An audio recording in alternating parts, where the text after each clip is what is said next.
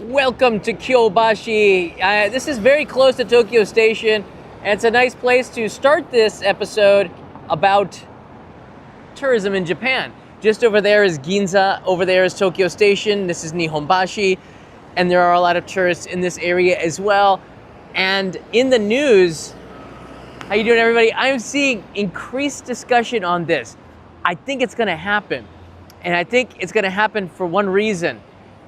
Japanese residents, Japanese citizens are getting priced out, especially in Kyoto and tourist spots at peak times when they have time to travel. It's kind of a no-brainer. You have to kind of fix this in a way, but two-tier pricing is something I'm totally against.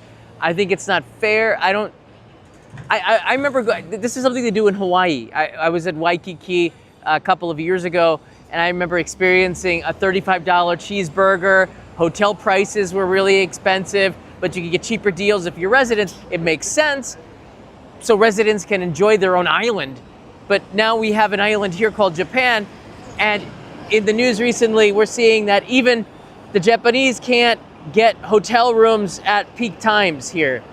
So this comes from the Nikkei Asia. I'm just gonna look at this for a second here. Foreign visitors make up 36% of the first day bookings. This is when Japanese have the time to go and travel, and they can't do it because there's just too many. There's the Osaka Expo going on here. Hotel prices have skyrocketed, supply and demand basically. Hotel rates for Japan's Golden Week holidays are on the rise, with foreign visitors accounting for nearly 40% of the reservations on the first day. The average daily rate for bookings on April 26th, the first day of the week-long string of holidays, was almost 20,000 yen, $135, which is a lot cheaper for Americans, up 60% from the previous year. This is crazy, and it's getting more and more expensive. You have to pay to see the whole article. But it's getting more expensive for Japanese in Japan to go on vacation, especially if you have a family here. The other problem is that I've been looking and following what's happening in Kyoto very closely. This comes from the Asahi Shimbun. Kyoto's so packed with tourists, the Japanese stay away from it. So even Japanese tourists aren't going to Kyoto, which is sad because kids have to learn about their own culture, their own history, and Kyoto is the cultural and historical hub of Japan. It's a lot of the old buildings. In World War II, it was a place that was not bombed, so a lot of that is still intact. It's a beautiful city. It's not as beautiful as it once was because of the tourism boom there. So let's take a look at this really quickly. It's a true story. Japanese are just saying, I don't want to go in there and mingle with all of the people, tourists from all over the place. It's just too crowded. Japanese on sightseeing trips seem to be avoiding key landmarks in the historic city due to hordes of foreign tourists. Hordes. Sounds like an invasion that residents also gripe about. City authorities sought to assess the situation with a study of visitors during the autumn season that passed last year when leaves change color. This turned up a roughly 30% increase in foreign tourists over the same period of 2023, but a 50% decrease among Japanese tourists. The study was done by analyzing GPS between November 1st. Kyoto's peak season is probably autumn for Japanese tourism because all the Japanese tourists want to go to Kyoto to see the autumn foliage. And they have a time where they can get off of work pretty easy, use their vacation days at this time of year. And if you're a retiree, this is the place to go. 30% increase in foreign tourists, 50% decrease in Japanese tourists. That's something pretty big, I think. City officials said the results, the Japanese were increasingly going to less crowded parts of the city than the past, setting an uptick between 10 to 50% among Japanese visitors to those areas. So Japanese were going to other areas of Kyoto, not the center, not that Gion region, not Kyoto Station, Kiyomizudera, Higashiyama, or people are going to different places. But the study only contrasted year-on-year trends, and the city government did not release visitor numbers. For that reason, the increase in Japanese visitors to the less crowded areas may not have been enough to cover the declines. The other data shows decreasing dependence on foreign tourists. Kyoto, I don't know who's voting these people in there, but Kyoto's legislature increasingly is starting to lean towards the foreign tourists, and there's a reason why. Foreign tourists spend way more money than domestic tourists do. foreign tourists spend way more money in Kyoto. The study, the city government found that tourists from overseas spent an average of 37,437 yen, $250 in 2019 before the pandemic. Double. It's a lot more than what the domestic tourists are paying. So, yeah, Kyoto very much wants the moolah, so they're prioritizing foreign tourists. I don't know how long that's going to last. The residents will strike back, and eventually residents will strike back. They already are. So, this year, we're going to have over 40 million tourists visiting Japan for the first time. That is a pretty big number. That'll put Japan in like the top 10 countries in the world with tourists. And we're talking just like 10 years ago, it was a fraction of that, like 10 million. And when I came to Japan, it was like 2 million tourists were here. So this is a huge, huge increase. However, I don't think that this is gonna stop. And Japan's not the only place experiencing over tourism. Just look at Spain, look at France, look at Italy. What's happening in Barcelona is a tragedy. The locals can't even enjoy the city of Barcelona. I love Barcelona. I've been there so many times as a backpacker 20, 25 years ago. I don't know if I would go now. The Las Ramblas, that whole area, it feels less Spain now and more foreign because you don't see Spanish faces as much. And I'm seeing less Japanese faces in places like Asakusa, in places like even Ginza here. I'm seeing less Japanese faces, which is interesting. And I don't know if that's a good thing. So, my point is, if you could raise prices or tax tourists that are coming in here, which I'm against, and they would still come, then you're meeting the market, right? And they can use that money to help local residents to afford to stay in their own tourist attractions. I don't know. I just know that this is very much gaining steam in Japan based on and we're just watching the street here. There's a new buildings. Buildings are going up all over the place in Tokyo. This is gaining more steam, and for the simple reason that Japanese can't even go to Kyoto anymore. They can't afford to travel outside of the country either. And I'm talking about my own personal experiences. John, drinks and snacks with me. Well, thank you, buddy. Arigato. Let's see if we can find a vending machine. We'll go around here. So I think that's the big deal. Look, in 2023, I made a trip to go to the United States as a tourist to Massachusetts. It was New England. Of course, it's going to be pretty pricey here. And I remember the hotel. I was doing an episode on John Manjiro in a beautiful city, New Bedford and Fairhaven. The hotel was over $300 a night, US. And in Japanese yen, that's 50,000 yen. And it was like a regular Marriott, which was like a 2-star hotel. That's really expensive. And everything else, dining out, everybody wanted tips. And not just tips, like the average tip is like 25%, or they include service charge and then they want tips. You go to a Starbucks, they want tips. US is just so expensive for Japanese right now. I think US might be expensive for Americans right now. I'm not complaining, I kind of am.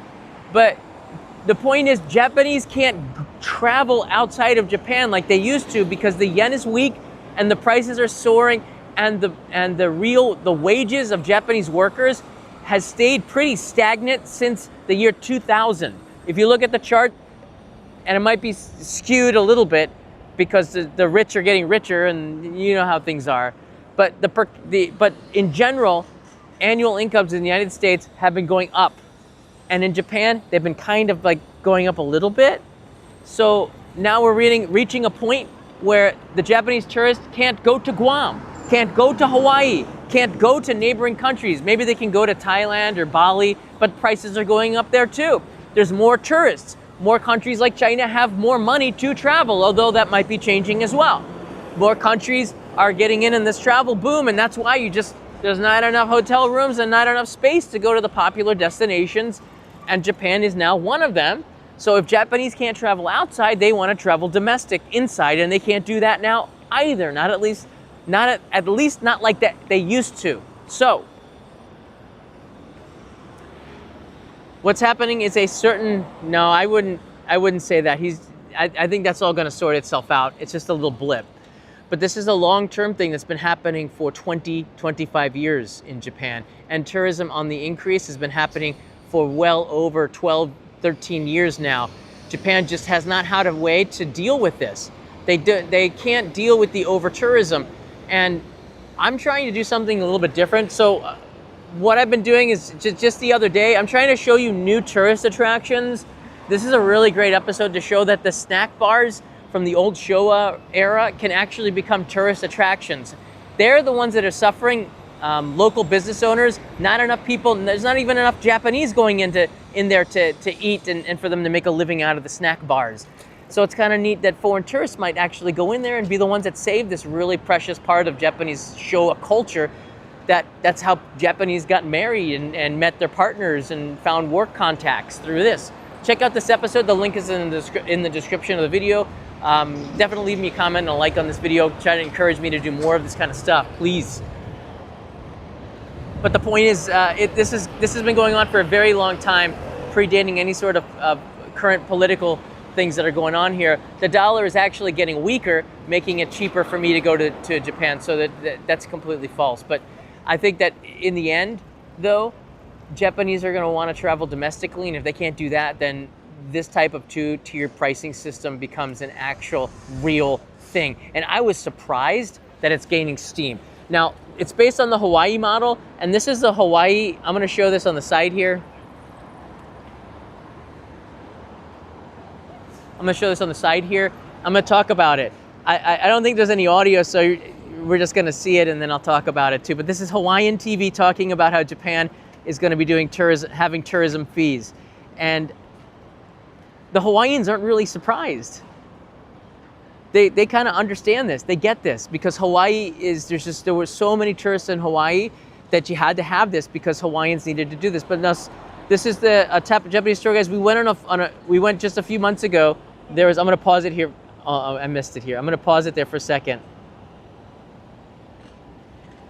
We went to just one area and there were thousands of people just standing, and we decided not even to get off the bus because of how populated that area was with tourists.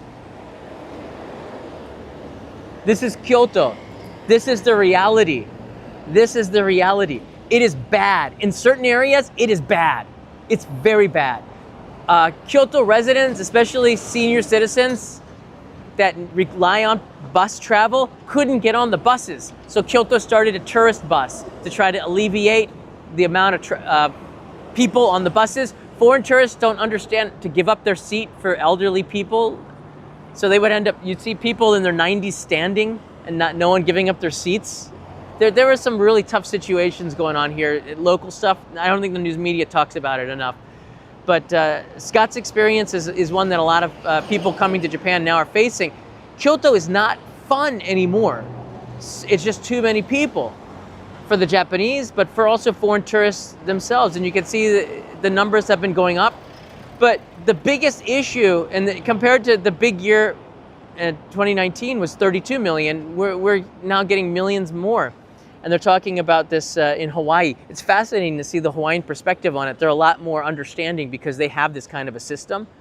But Eric Takahata, who is in charge of the Hawaiian Japan tourism group here, says he doesn't think that there's going to be a really big impact on tourism to Japan. Raise the fees, do it. But people aren't going to stop coming to Japan as a result of it. I think that you're going to hit that 50 million mark one year, despite the fact that fees are going to go up and up and up. And they're going to find that sweet spot to where they maybe go down and then they lower the prices and keep it there. But can you blame them? I'm against it. I don't think it's good. But can you blame them? I can't. The city's at a break-in point. I wonder how elastic Tokyo really is. Just yesterday, I read a GMAP review complaining about the double pricing system, izakayas in Kawaguchiko. Immediately, I thought I won't be going there on my trip. Kawaguchiko has too many tourists. I think the double price is a way to weed it out and maybe get some relief. They can't accommodate all those people that are coming there. They simply can't. And there's just too many problems associated with the tourists that are going there. The double pricing system is a win-win. They're going to get more money, and maybe it'll help them alleviate the travel. But there's a lot of other places to go. But that's the problem. Thank you, Nightbot, for suggesting the Patreon. I appreciate it. That's the problem. The final thing I want to leave you here, I don't want to harp on this for too long. And these are very relevant impressions here. And I want you in the comments to give us your opinion on this as well. In particular, if you're living in Barcelona or France, 100 million tourists in France. Japan's gonna have 40 million this year. France has 100 million. Italy's got something pretty close, and Spain might even have more than that. So their problem is even more compounded than Japan. But they've had a little bit more time to deal with this. But it seems like Barcelona really wants that tourist money, but there's a reckoning coming. And I think in Japan, with that island mentality, there's something that's breaking here. So I feel it might not happen this year, but there's some big changes that are going to be coming to Japan. Maybe this year they're going to really discuss it, and it'll be taking place in 2026. Himeji Castle will have double pricing, two-tier pricing starting in 2026. So you can go on to the Himeji website right now, and you're going to be able to get the tickets just fine. But that's not going to be like that for much longer. I went on to the Himeji website just to check this out here. So it's actually quite easy to get tickets to go. In fact, it's much better than the Osaka Expo. We'll tell you that story next week when we go there. But getting tickets to go to Himeji Castle, not too hard, actually. And you can get it online, and it's 1,000 yen, and that's a bargain. You going in there? I think it's too little. It's about $6.50 for American tourists, okay?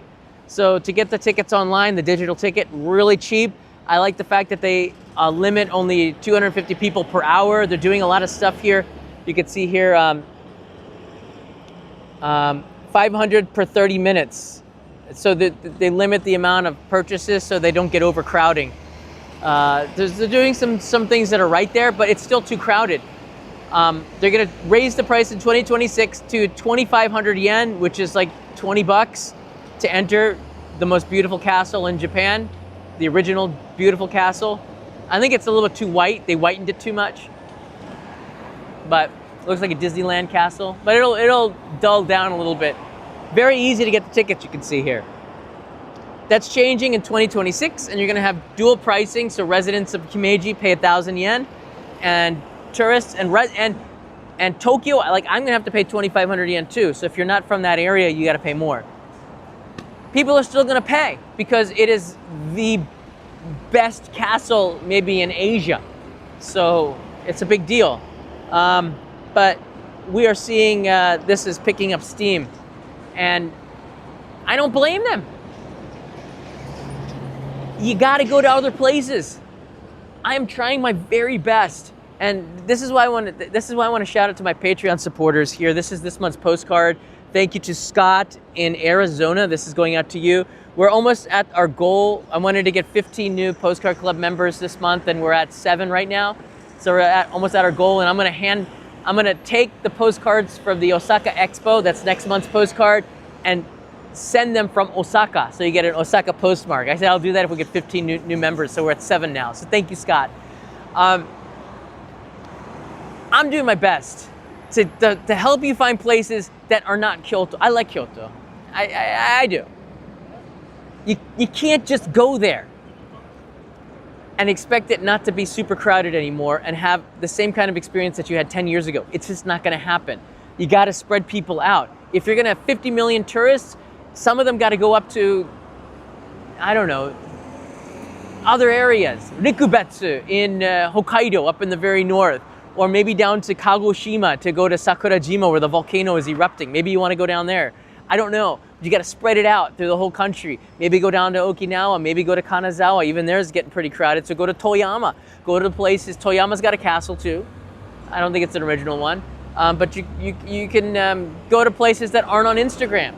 Instagram is one of the problems. It just keeps showing the same places over and over and over again. And one of the things that my friend Matt Alt and Michael, I was very sad to hear about that, to hear about the Pope's passing, and There's a lot of my friends here I've seen on social media that yeah, it's been a tough day.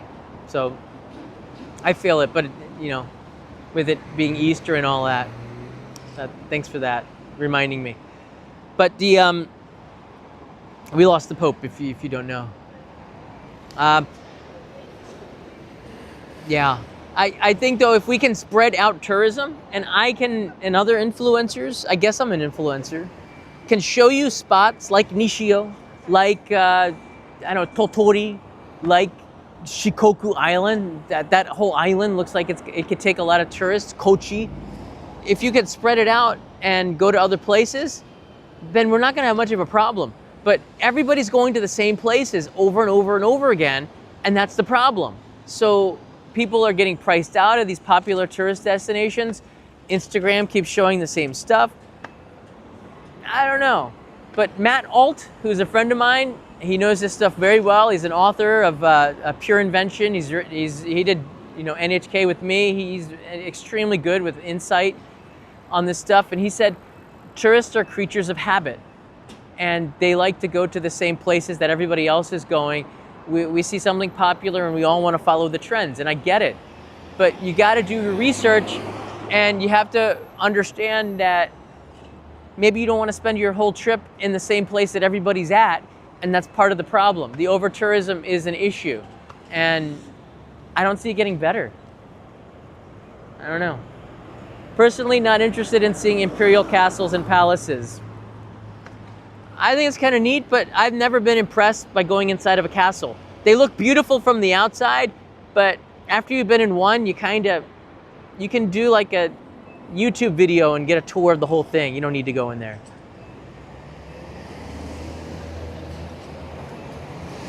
I was gonna ask John if you're still getting the postcards too. I'll send you, I think yours is on the way, buddy, so should be coming. This tourist pricing will drive tourists to franchise restaurants. Could be. But look, if a restaurant is booked every night and the regular customers can't go in there because the tourists are coming in there, tourists go there once and never come back. Regulars go there every single week or month, all the time.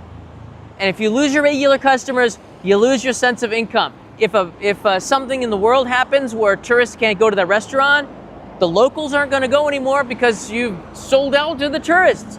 So it makes it really challenging. They've got to find a way to balance the tourists with the locals. And having the two-tier pricing system might feel unfair to you, but you don't have to leave a tip in Japan. It's not really that expensive more. And locals are getting priced out. They can't even go to their favorite restaurants. There's a lot of little issues here that are nagging. It's stuff that Barcelona and Venice and cities like that are feeling. And I don't see this getting better. I see this becoming something that it's gaining traction, and I see it happening now.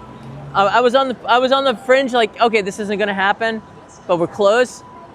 And I think this year pushed it over to, yeah, let's do the two-tier.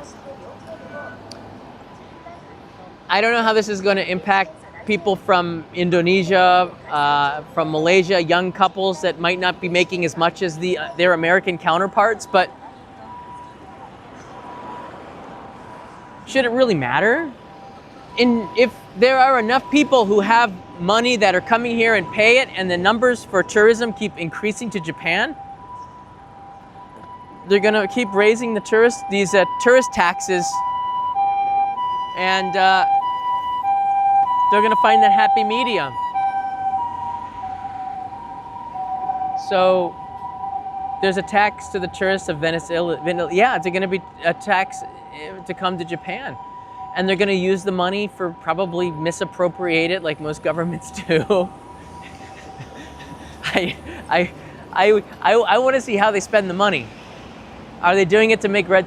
I'm very curious to see how Kyoto is spending the tax dollars that they earn from the tourist stuff. I get the feeling it might not be appropriated, but in the right ways. But it's up to Kyoto residents to police that, not up to me. I was super I think also the politicians are screwing they always do that. And if you're Canadian, you know that. You're like, you can't vote for either party in Canada now. You're like, one side is bad, the other side's bad. Which one's not as bad? Maybe the one that's not in power right now. I'd probably go with the other one. I wouldn't go for the same party in Canada. I'm not Canadian. But I think we get that feeling in Japan. I want you to look at the expo. And this is a lot on the politicians now. I think the local residents are going to start to actually vote and care about this stuff.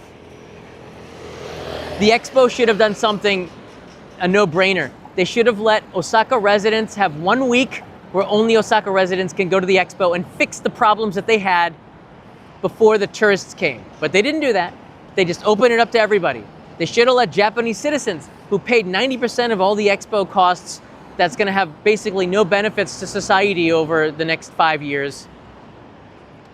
They should have allowed citizens to go there for the whole month of April before opening up to foreign tourists.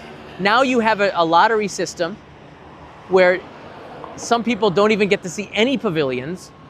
And if you do, you have to queue up for 2 to 3 hours to get into the one pavilion that you might have gone to see, and you waste your time at the expo. And the reviews of the expo are very mixed, mostly leaning towards negative right now. Maybe that can change. I'm hoping it is, but yeah, if you're Canadian, it's a tough choice. Next week's the election, and thank God for that, because we won't have to hear about it anymore. I'm rooting for Canada. I'm not going for any political party. I'm just rooting for Canada. I love Canada. I love my Canadian friends here. I'm just rooting for Canada, man. I'm not gonna say anything. Danny knows who I'm. Danny knows. Jason knows.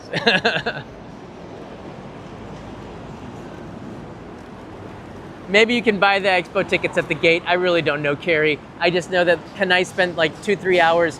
She still can't, just recently on the expo thing, she keeps having to go back to the app and mess around with it, and it's just a disaster. That's the Bridgestone building. If you guys don't know, Bridgestone is a tire company, but they also are a bicycle manufacturer, and they're Japanese. So that's kind of cool. It's a Bridgestone building. It's beautiful. Tokyo Station's in that direction there. Natives in the US are, what is that? Just hoping that it doesn't rain when it comes to the expo. I know, tell me about it. Well, I hope it doesn't rain next week.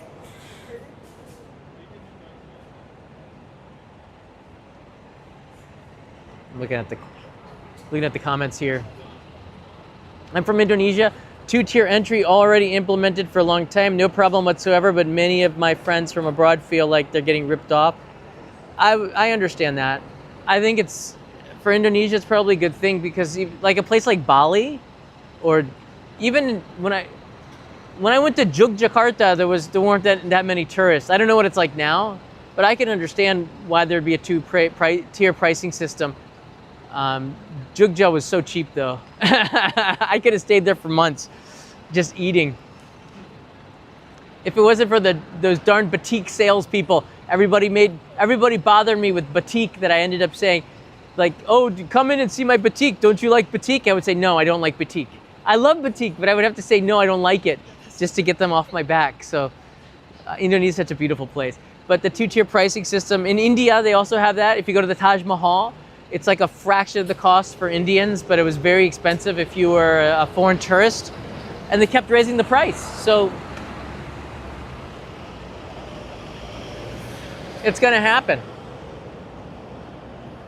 There you go.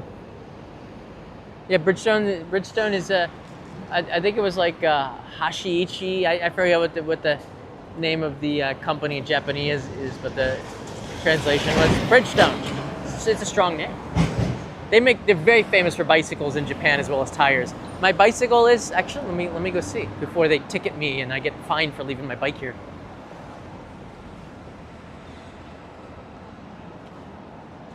With the 2-tier pricing system, be out in the open or hidden? I think it's going to be pretty open.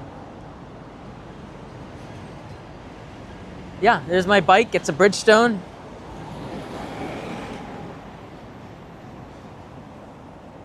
There's the Bridgestone B.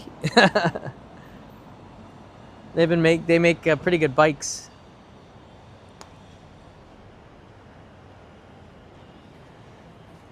John, you can go to Osaka Expo whenever, whatever. Yeah, Ishihashi. I get that, yeah, but my wife has more than one person going, so she had to do group tickets and stuff, and getting into the pavilions is impossible. So it's just it's been something of a real painful disaster. I think it's just that the app developers, whoever made the app, it's really painful. But maybe better just to go on the day and get the tickets, perhaps. The two-tier pricing system has got trouble written all over it.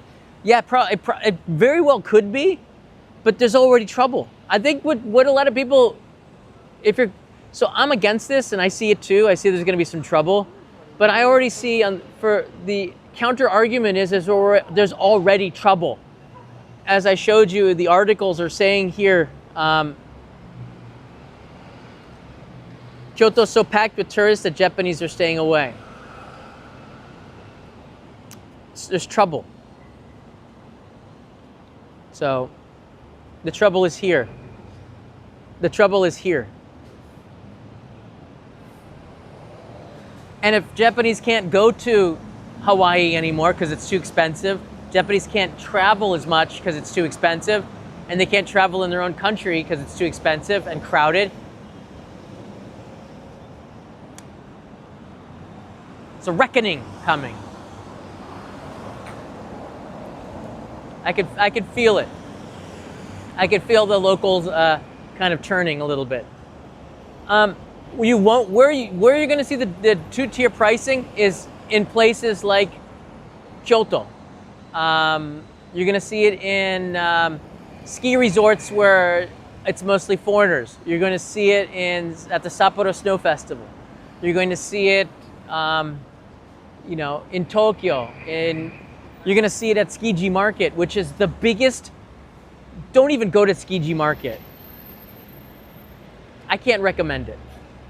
It is the biggest. Tsukiji Market, the outer market, is the biggest tourist trap in Japan. I try to ride my bicycle through there. Not one Japanese. It's just, you know what? Tsukiji Market could be pretty interesting. I can't say that it's a bad thing. That it's interesting to have so many different foreign people in one area because you can make friends from all over the world. That's kind of a cool thing. But the prices and the type of people that are there, it's already two-tier system pricing, and Japanese stay away. It's not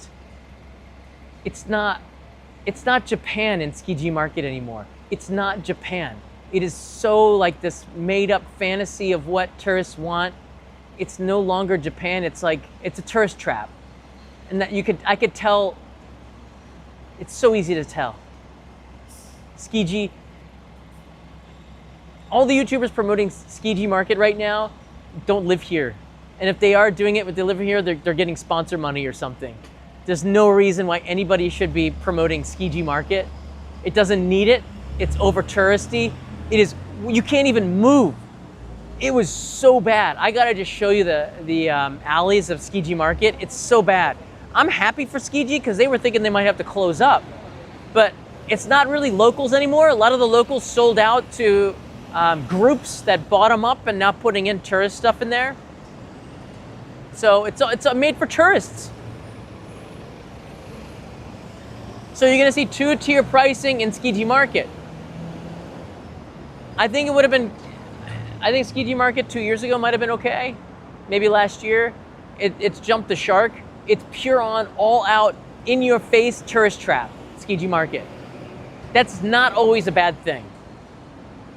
Everybody speaks English, you know what you're gonna get. Sort of. The Wagyu, they rate Kobe beef. I don't know if that's Kobe beef. Ask them for the 10-digit Wagyu database number, and you can search it and see what you're eating. If they say Wagyu, if it's domestic Wagyu, it has a 10-digit number that you can track on the database. If you know that, then maybe the price goes down. You can bargain.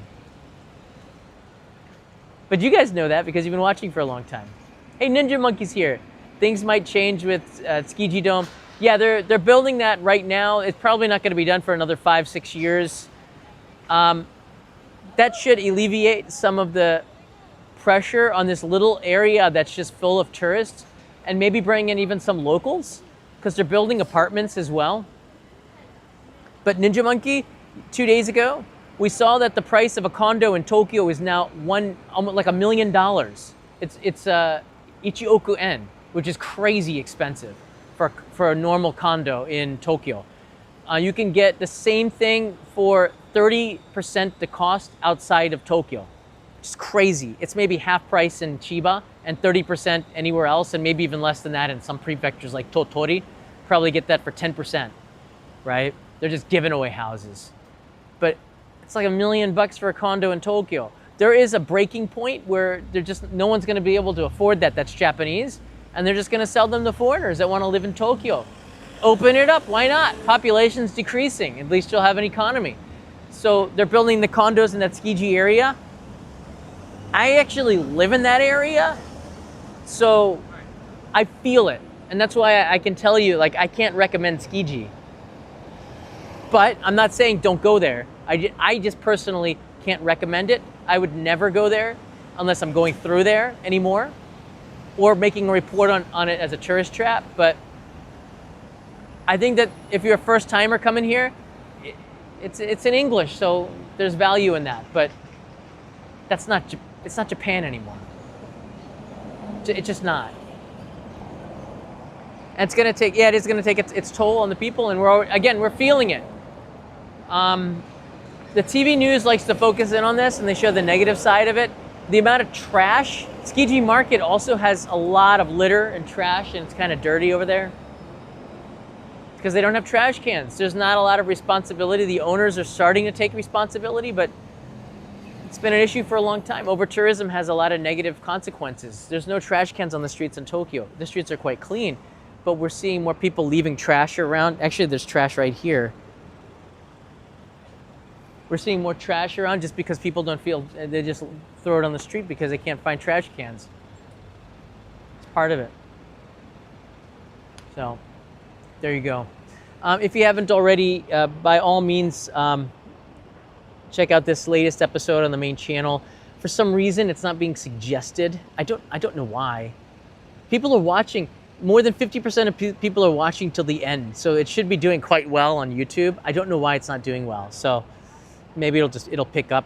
If you're a Discord booster, we could definitely use the boosts on the Only in Japan Discord server. We have almost 20,000 people there, but we lost a couple of boosters. But if you have a boost to spare, we could use a boost. Just saying, our community would really appreciate it. And yeah, for sure. And the Only in Japan TV store, we have some really great items in there. There's one that has a story. I'm going to tell you about it next time. But we have some of the items like the fireworks shells from the fireworks projects in the past. That's now available on the onlyjapan.tv. So if some of the stuff from the Kickstarter projects you wanted to get and you missed it, that's now available on, like the posters and stuff. That's available on the onlyjapan.tv store. And you can get that. I think it's store.onlyinjapan.tv, one word. So I appreciate that. A lot of people have been getting the Blu-ray discs. I think we have about maybe 15 or 20 left. So yeah, go ahead and grab one. It's good. It's a good Blu-ray. It's got a director's audio track with Kanai on there too a little bit. So it's kind of cool. How will this affect the pricing of property in Japan? I'm not sure. In Tokyo, it's still really hard to buy property, but I just met for lunch a friend who's not Japanese. He's got Eijuken permanent residency, but he was able to buy property here, buy land in Japan. So I mean, it's not something that's as hard as it was 10 years ago, but I don't think it's going to make much of a difference. I think it's just about tourists. It's not about living here, but things could change. I don't know how things are going to pan out. I just know that Japan is watching what happens with the dude in the Philippines and Johnny Somali Ishmael, that guy. They're seeing how this goes, and there's going to be some legislation on streaming, on social media use. There's going to be some harsher penalties for people that disturb the peace. There's going to be some new laws for tourism, and you can already feel it. This is a long time coming. Japan, things move slow. We still have fax machines and newspapers, people with flip phones. And you know what? I like that. I don't want Japan to change. I love that I can get on the subway in the morning and see people reading the newspaper. There's kind of an inner peace in me that I'm still connected to the era of my childhood. Things move so fast these days that before you know it, we're in another era. But in Japan, you can see the future and you can see the past. So everyone who goes, Japan's living in 2050, I'm like, no, it's not. I just had to fax a business proposal to a client 2 weeks ago from the convenience store. Fax. So what are they talking about? Living in the future. That's what tourists think, maybe. I don't know. But every time I see that, I just chuckle and I move on. Like, no, Japan, maybe some things in Japan are in the future, but Japanese are living in the past. And thank God for that, because it was a very peaceful society in the 1990s and 2000s when I moved here. I hope it stays like that for a while longer. Kind of want to savor that for the last 30 years. I've been here for almost 30 years now. My God. Yeah. There you go. All right, everybody, take care. I really like talking to you about this kind of stuff. I think it's a big issue. Your comments down below are being read by officials that are thinking about two-tier pricing. A lot of people are very concerned. They're very interested in what foreign YouTubers, people like me, are talking about with this issue. What you who are watching this have a say. So if you don't like it, let them know in the comments below. Let them know what your solution would be, because I'm giving you the other side of it. Kyoto, Japanese can't afford to travel abroad. Japanese can't afford to travel in Japan. The same as in Indonesia, the same as in India in some places, the same as in Venice, Barcelona. This is not a Japan-specific problem. But we're seeing Japan's using a template. I think they're considering the template of Hawaii right now, for better or for worse. But I think there's some synergy between Hawaii and Japan, you know? And I love Hawaii. I was there only once. I can't wait to go back there. In fact, I can't wait to see my Hawaiian friends that come here to visit, because I feel like I'm back in Hawaii. When Brandy comes, and I hope Brandy, who hates being on live streams, comes back, it's gonna be a lot of fun hanging out with Brandy. And Michael, when you come here, it's like family when our Hawaiian friends come here. So when Jared, whenever I can actually see Jared, it's gonna be great. Or Saya, we got a California family going on here as well when Saya comes here. Or Diana from Singapore, we got a Singapore family. We got a lot of people that we love here. So I mean, yeah, you know, there's a lot of synergy with these places, and Hawaii and Japan seem connected in a lot of ways. So that's some good stuff and some bad stuff. Two-tier pricing, I'm not there yet. I'm against it, but I get it. I get it. Over tourism. And again, this is maybe the most important thing. And I'll say, I've already said this, but this is I think where you want to end here. Japan has an over tourism problem, but it's very easily fixed if people spread out and go to other places. If everybody goes and does the Golden Route, or is going to Kanazawa and Kyoto and Hiroshima and doing the same things, we're going to have a problem that sticks around. If people spread out and go to other locations and everybody starts to see a shared benefit in tourism, then we're going to have a different reaction. But you can understand that people in like Shimane Prefecture, maybe not as happy, they're not seeing as much of this tourism boom as, say, somebody in Kyoto who's hating tourists, and people in Shimane are like, come to Shimane. And Shimane is so beautiful. We got so many attractions in Shimane. Why aren't people coming? Because they don't know about it, because influencers aren't going to share the beauty of Shimane or the Sanin region.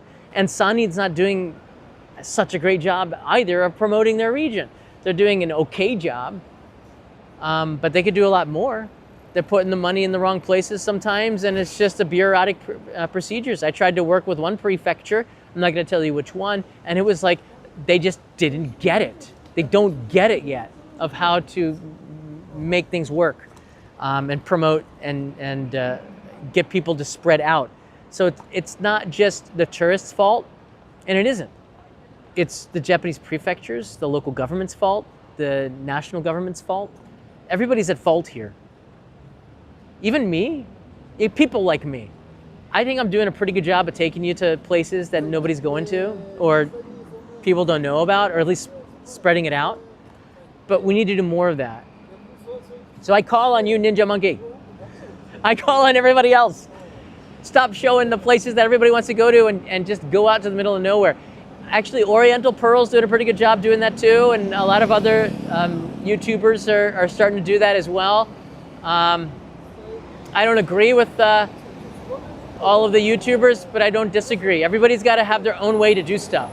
So I'm not going to call out any YouTubers, but I will praise those that do, like Chani Japan, who lives in Wakayama and has a house. Awesome, Wakayama, get out there. This is the beautiful side of Kansai, the countryside there.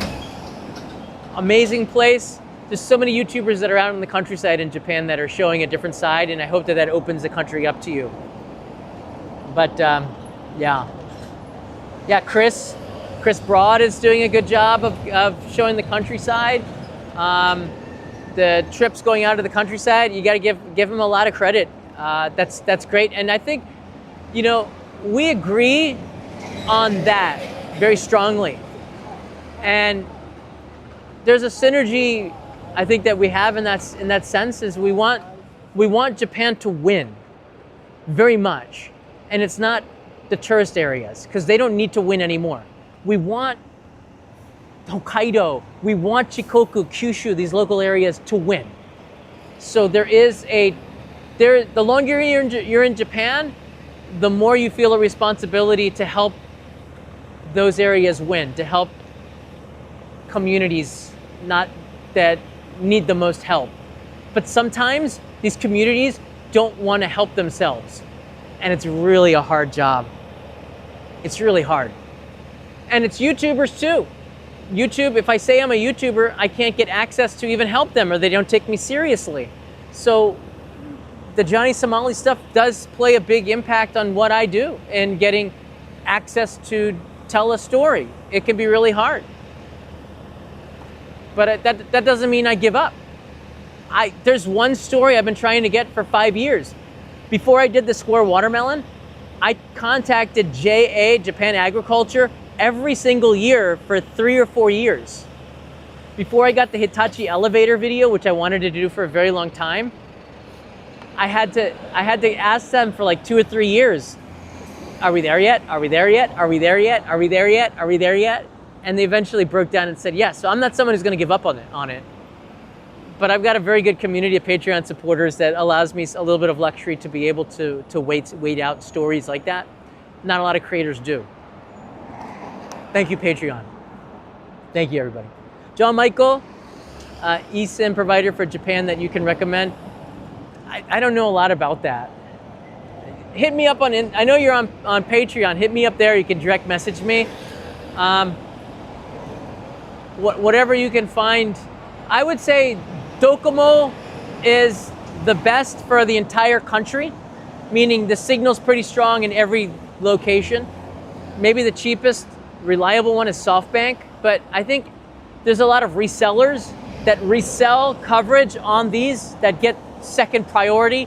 But unless you need a lot of data all the time, there's no reason not to use the super cheap third-party resellers. You don't need to have a Docomo Cadillac plan like I do, so I can get the best signal. You can just have a third-party reseller on another network and make a lot of money. I'm sure Chris is probably a multi-millionaire 10 times over. I could never be that successful. It would ruin me. I still edit the videos myself. I still do everything myself. So I don't want to be ruined by that. I know there's a lot of other creators that we've had this discussion. I don't want to get super rich off of YouTube. I'm hungry. I'm hungry. So, like Rocky, Eye of the Tiger. Remember where he lost it? Rocky 3 with Clubber Lang. He lost it. Rocky got too much. He lost his Eye of the Tiger, and he needed to go to LA with Action Jackson. I can't remember his name. One of my favorite actors too. He's so talented. Apollo Creed.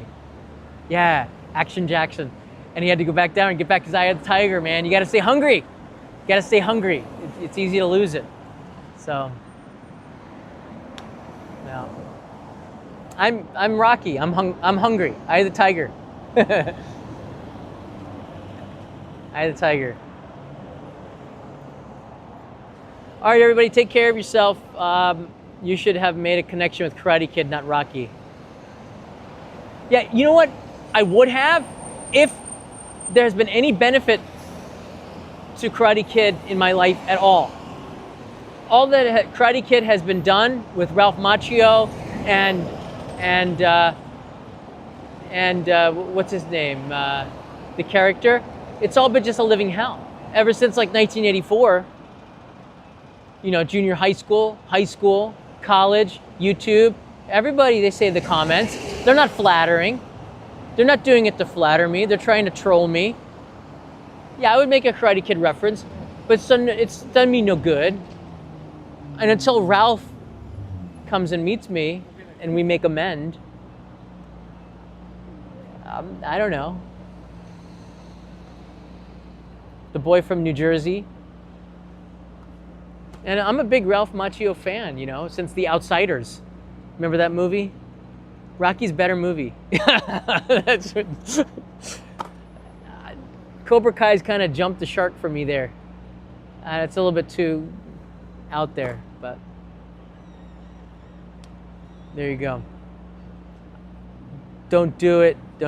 Daniel is amazing, like you are. Hey, I'm just saying, I'd love to meet Ralph Macchio, and then I think it'd be pretty cool. Then we could put this to rest, and then I could fall in love with the Karate Kid all over again. But until then, Ralph, you have an open invitation to come to Japan and say hi, hang out. I will take you to maybe I could take you to the best sushi and one of the best pizza places in Japan, and you would get definitely a good experience if you went with me. So, Ralph, if you're watching this, it'd be pretty cool. I think we're both aging pretty good. But Ralph, ever since Karate Kid, man, I've been hearing it. So, yeah, 60s. All right, guys, I gotta go. Take care. I gotta get back to editing. But please let me know your comments below. I'm really curious to hear the feedback. I think it's great if we can talk about this, and maybe the feedback that you give is something that the lawmakers or these policymakers take under consideration, because I know that they do watch the show. They do. All right, everybody. Mata ne. And thank you, John, again for the super chat. I appreciate it. That was really nice. John Michael. Oh, John had a question here. I got a question, was wondering if you could help answer me. Two of my best friends wanted to do a trip to Japan, and what's best? Can you hit me up on Patreon? This is such a long question. Actually, I can answer it in a Patreon Q&A. Want to do a trip to Japan, and what's the best? That's a really long question, John Michael. I'll answer that for sure. I can write it to you, in fact. See you guys. Take care.